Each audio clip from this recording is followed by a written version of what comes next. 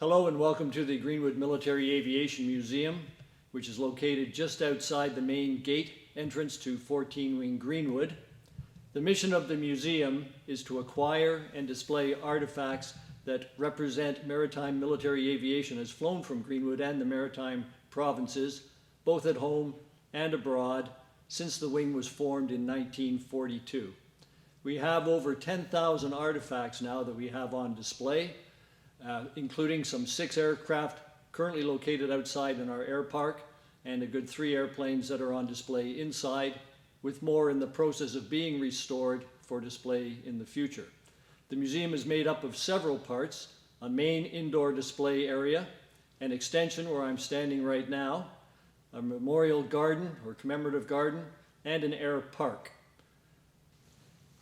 Admission to the museum is free, so please feel free to come and join us. Check our website for our winter and summer hours. Come down, see the museum, spend some time, and learn a bit about Nova Scotia's history and heritage.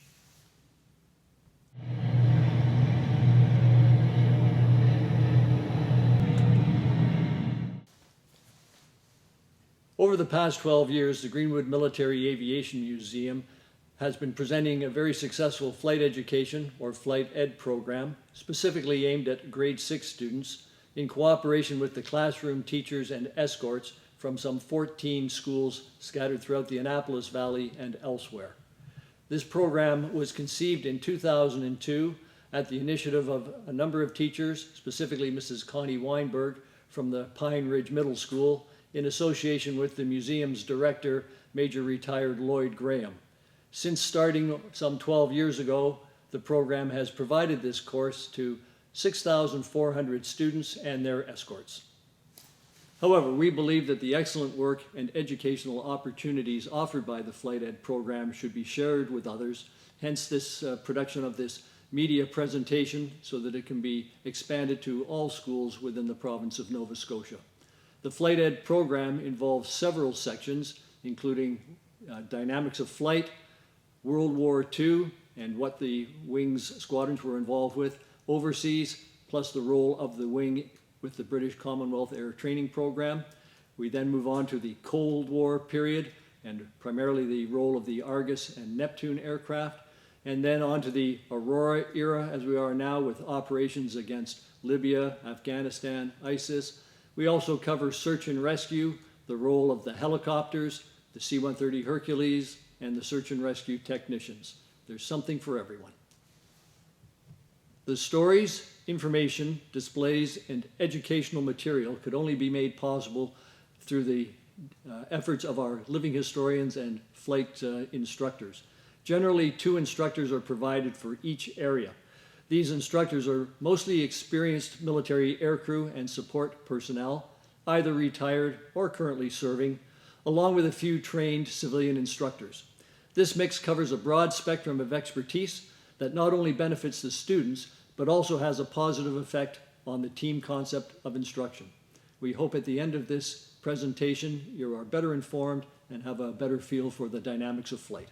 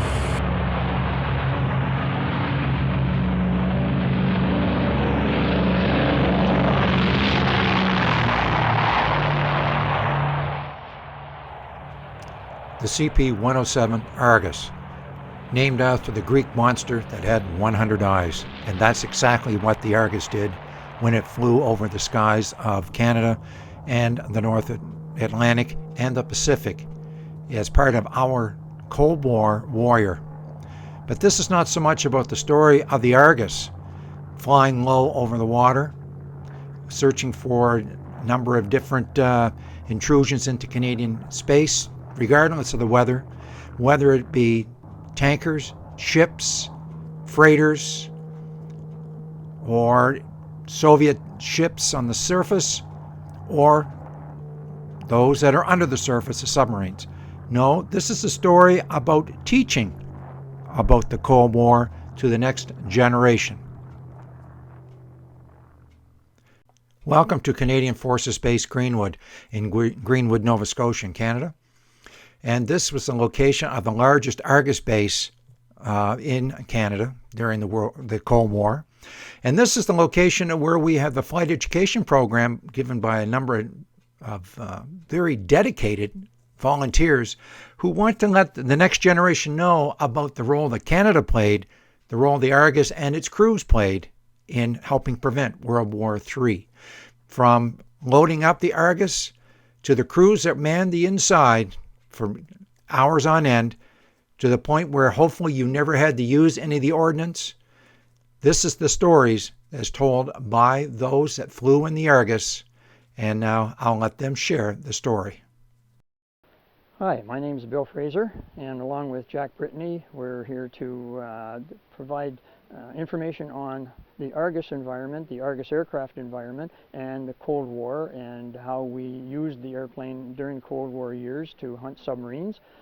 We used this museum artifact here, which was actually an Argus aircraft at one time, and then was turned into a trainer that we used in Greenwood for many, many years. And of course, now that we don't use the Argus operationally anymore, it's now part of our museum exhibit here, and we can use it to show people the actual air environment, the actual Argus environment, and how all the equipment's worked, and how we managed to hunt submarines during the Cold War years. Hi, I'm Jack Brittany. I was a navigator on the Argus, and so I've flown extensively during the Cold War. And so what I'm going to talk to you about is the Argus and a little bit about the Cold War. Okay, now the Cold War was a period of time between roughly after the Second World War, which was 1945 when it ended, to about roughly 1993. Now the Cold War in that period, there was no, they call it the Cold War because there was no atomic weapons used. There was all sorts of other little wars that went on, like the Korean War and a few other wars all over the place. But the Argus was built during the Cold War. In fact, the first Argus flew in 1958, and it was designed to hunt submarines during the Cold War. Okay? Now, so it was a large aircraft, crew of 15. You couldn't very well sit, and when I say large aircraft, it had long range. For example, you went out 1,000 miles, stayed 10 hours on patrol, and then came home. Now that's roughly a 20-hour trip. So the Argus has a record of 32 hours airborne without refueling. So it was a long-range airplane. But the Cold War, the reason for this bird built during the Cold War, because of the circumstances. There's a big reason, and I'm going to show you why. Come on down this way. You can see this map. Now here's Greenwood right here in Nova Scotia, right there.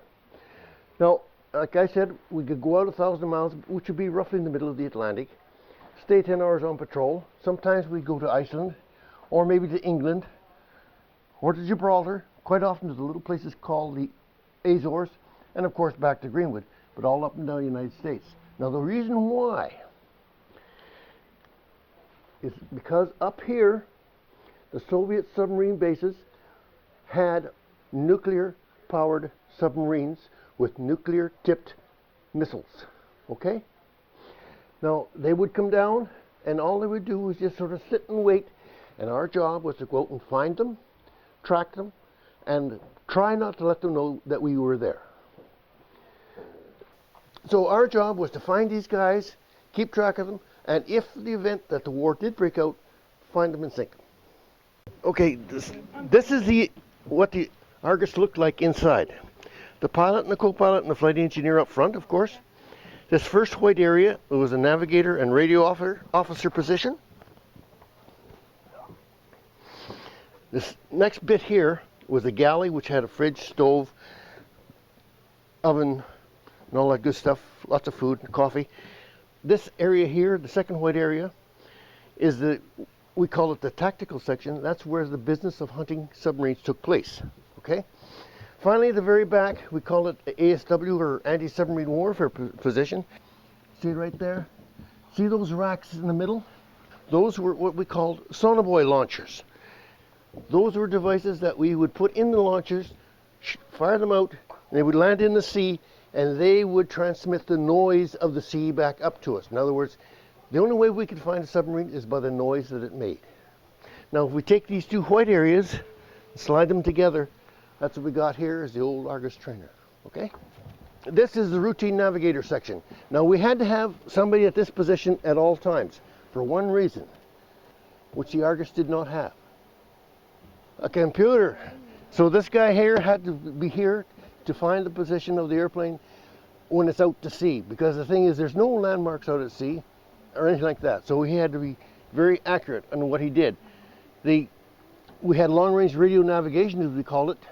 It was okay during the daytime in some areas, but there were some areas in the Atlantic that were blank. There was nothing. And at night, this was terrible. So as a navigator, I used this quite often. So did Christopher Columbus. It's called a periscopic sextant. And with that, I'd put it in, see that mount up top there? Yeah. Oh, so you put it in Put there? it in there, yep. Oh, I And see that on the movies. And this, about this much would be out in the slipstream. And with that, I could take a bearing on the sun, the moon, the stars, and the planets, and find the position of the airplane. The radio operator, now remember, this is during the Cold War. Everything was very, very secret. He carried the codes. By that, any message that he sent had to be coded up. Any message he received was coded, and he'd have to decode it. Those are signal cartridges. For example, now if we were working with Navy ships, they would not talk to you on the radios because there's usually always a Soviet, what we called intelligence gathering vessel somewhere nearby. If I fired that flare gun in the wall there and fire that, they'd look up in their code book and it says, oh, he's in contact with an enemy submarine and needs help. But tomorrow, if I fired that, it might, and they looked it up again, because of a different day, it might say, I've lost an engine and I'm going home. See the gentleman sitting there? That's the tactical navigator. In other words, as a navigator, I'd do 2 hours up front, 2 hours here, and then go find, for the next 2 hours, go try and find a bunk, get a bite to eat. So that's how it worked. It was all the positions, pretty much. Now then, he plotted all the information that these guys gathered back here. He would also drop and plot a sonobuoys where we wanted to look for submarines. Now over here was the radar operator. For the Argus, it was mainly for keeping track of the weather, because the weather out over the Atlantic was terrible.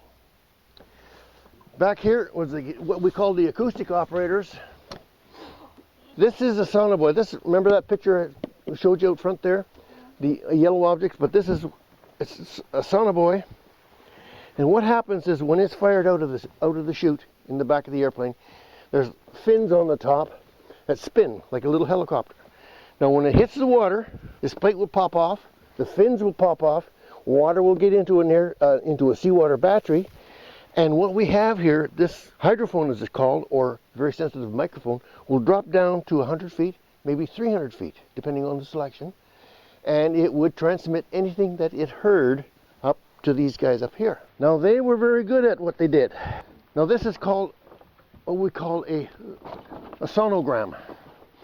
This is what this particular machine would print. Now you can see that there's all kinds of lines and stuff on here. This, if I can find it, yep. Right there is a very, very thin line. That, believe it or not, is a generator on a nuclear submarine, Russian nuclear submarine. So the generator that produces this electrical power makes a noise, which they can interpret. He'll say, hey, I've got a submarine on buoy 10, which he dropped. He knows where it is. And so we've located that submarine and we've narrowed the Atlantic down to a few square miles. Yeah? I'm Ernie Supple. I was 16 years as a fitter in the RCAF, and the last 4 years a flight engineer, and I flew on the Argus aircraft. And this is the position on the aircraft where the flight engineer works. We're flying, and the engineer is responsible for all the controls for the engines, the throttles, prop selection, and fuel selection. Also, we monitor all the gauges on the aircraft, and there's one set of gauges for every engine. The engineer is responsible for all settings on power given by the pilot in the left-hand seat. On takeoff, the pilot will call for a wet or dry power. A wet power is a mixture so that we can go to 180 torque with the RPM. The engineer, when he gets the command, opens up the throttles, makes sure the pitch is in for fine pitch, takeoff pitch, and all the fuel selectors are in the right positions, and we monitor the torque and the RPM going down the runway. And when we start to take off, the pilot will call for 2600 or METO power as it was called, and we will bring the throttles back to 50 torque and the propellers back to 2600 RPM. The lever that the engineer controls controls all four propellers through a master electrical control, but it also can be controlled manually if we have a problem with the electricity part of the control system.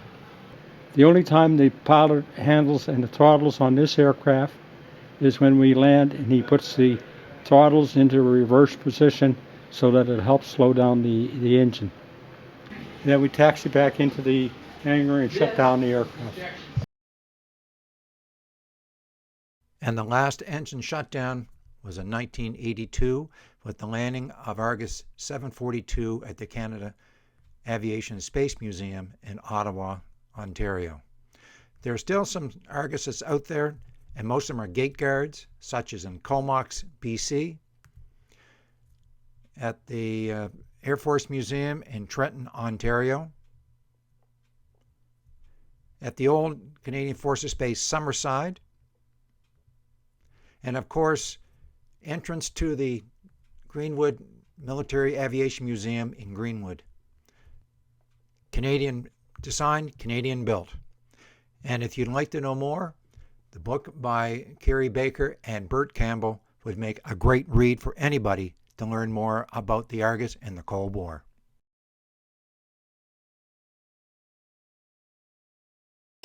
I just want to say how pleased we are to have you again today. You were exceptional students. You really helped us by being on time and paying attention and asking questions, and that's important because that's why we're interested in what we do here as volunteers. We have about 70 volunteers that are in the museum at one time or another, and today we had about 20 so that drive in here just to teach you about the technology and the history of this base. A part of the history of this base was the kinds of airplanes that flew, but we can see this one. This is a very unique one. This one was built, this big yellow plane here, was built in Amherst, Nova Scotia. They had a factory there in 1941 during the Second World War. Canada was building airplanes for the war effort in Europe. And so they had a factory there that was building Ansons. This was a bomber. Quite a different kind of bomber than you see around now, and I think you've seen those things in the display. Well, before it became this, it looked like this. It was just a frame, just a metal frame, and a couple of engines and the nose cowling, and that's all we had. And that was shipped to us from Wetaskiwin, Alberta, from the Reynolds Museum, and they do those kinds of things. Other museums support us, and Reynolds Museum sent us this stuff. These people, 10 of them, spent 16,600 hours rebuilding that airplane to what you see there. They're all volunteers, come in a couple of times for 3 or 4 hours a week, and they spent 5 years building that airplane to what you have now, because it's part of your history, part of our history. And so it's quite unique. It's like a glider, actually. When you look at it, it's not metal. Inside, and when you're walking out, look at that little model over there. All of the wings and all of the fuselage area made out of wood underneath, and it's covered with fabric. They put Dacron on this, and they stretch it, and it becomes tight. That's what I was saying, more like a kite.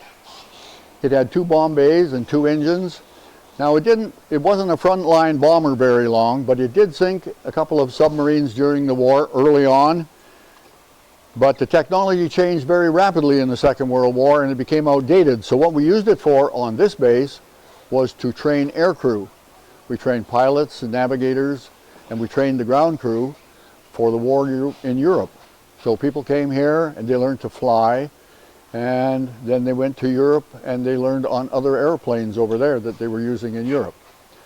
So a little bit of history. Amherst, Nova Scotia had a factory. They built airplanes during the war, and this was one of them that came from Amherst. So we're really pleased to have it here. And maybe when you come back again with your parents and bring them back, you can explain all that to them. And we're going to put another bomber behind this. We're building another one out back in the warehouse. It's going to take another 3 or 4 years, but it's a metal bomber that was about the same era as this one, and the 2 of them will sit in here and be our display aircraft. All right.